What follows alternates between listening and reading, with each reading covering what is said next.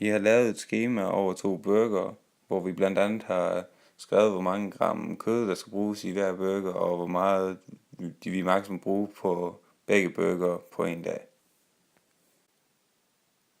Vi skal så finde ud af, hvor mange af hver burger vi skal sælge for at opnå det maksimale dækningsbidrag, og vi skal så også finde ud af, hvad det maksimale dækningsbidrag er.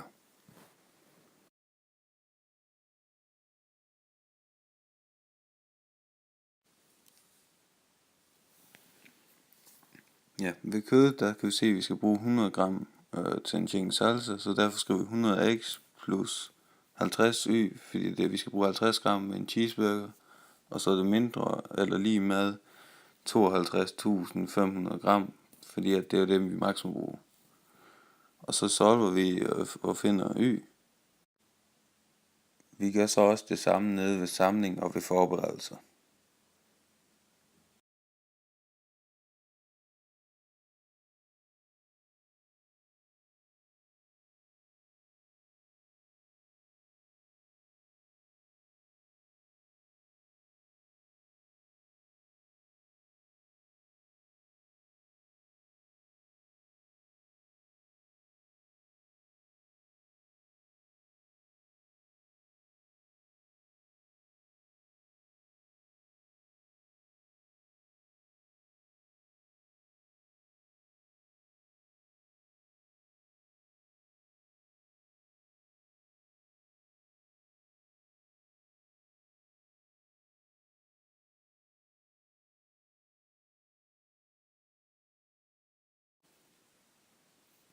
Så skriver jeg så with, parentes, plots, og det skal så være småt.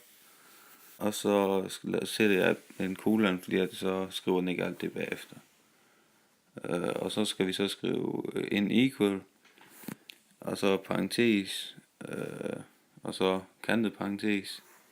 Og så tager vi og sætter alle de der uligheder ind, som vi har lavet, eller som det er skrevet op ovenfor. Man skal så også lige huske, at man skal have komma imellem dem alle sammen.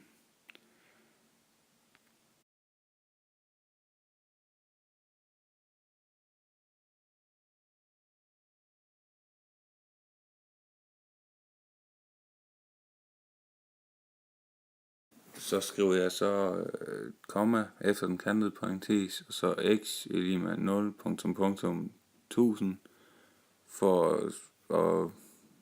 at jeg skriver, hvor stor vores plot skal være. Og det samme gør jeg så med y, 0 til 1000. Og så kan jeg så se, at x behøver kun at være til 800, og y skal nok være til omkring 1500.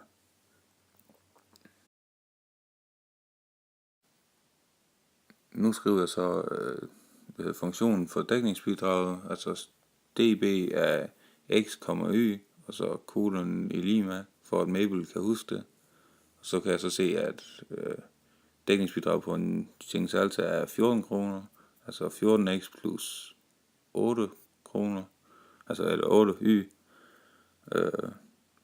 Og så en kolon bagved, for at den ikke skriver, eller så skriver den bare det hele i en gang til. Nu laver jeg sådan nogle niveaulinjer, som jeg så sætter op i vores plot bagefter. Så jeg skriver db af xy er lige med 4000, og 4000 det er bare et tal, jeg selv har valgt. Og så trykker jeg alt enter, og så ændrer jeg lige med til en pil, for at der ikke er flere limer efter hinanden. Ja, og så markerer man det bare for at trække det op i. Og så skriver jeg db xy igen, og så er jeg lige med 8000 det her gang.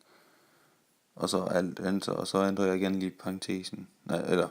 Så ændrer jeg lige med. Og så ser jeg den anden op i også. Og så ændrer jeg så lige farven på den ved at trykke på linjen, og så højre klik, og så vælger jeg farve og guld. Tager. Ja, og så kan jeg så se, at det punkt, den rammer sidst, niveaulinjen, det er den, jeg peger på nu. Ja, normalt så plejer der så at være flere knæk på ja, på det blå område, men det kan jeg se, det er der ikke det her gang. Alle 3 de skærer det samme sted. Ja, så havde jeg ikke behøvet at lave eller solve heroppe, for der kunne man jo se, at de 1200, at den øverste den skærer i 1250. Ja, og det må så være den linje hernede. Og ja, så har jeg lige lavet en fejl her, kan jeg se. Det retter jeg lige.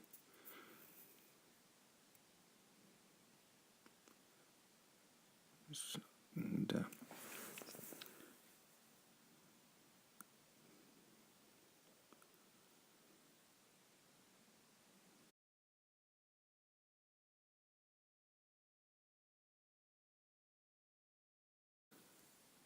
Ja, og så skal jeg bare bruge 2 af de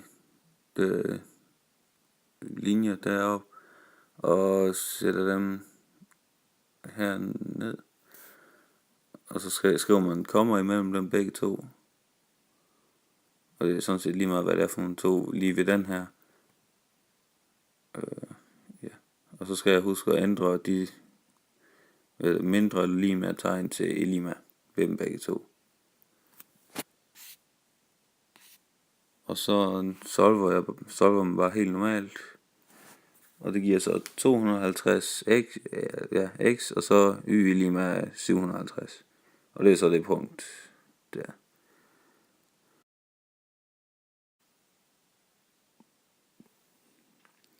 Det vil så sige, at man skal sælge 250 chicken salsa og 750 cheeseburger for at opnå det maksimale dækningsbidrag. Og nu så tager jeg og finder det maksimale dækningsbidrag, og det gør jeg ved med vores funktion. Skriver jeg db er 250, 750, og så bare alt enter. Så kan jeg så se, at det maksimale dækningsbidrag er på 9.500.